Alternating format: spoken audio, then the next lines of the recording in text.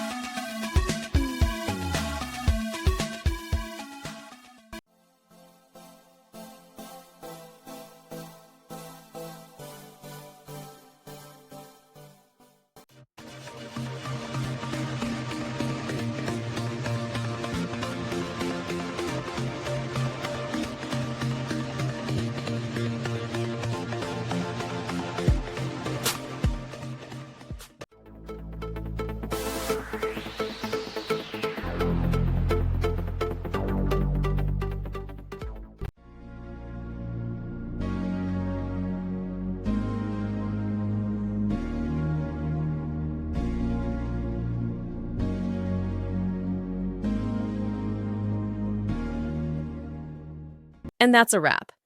I hope you found the answer you were looking for. If you did, take a second to hit that subscribe button. It really helps out.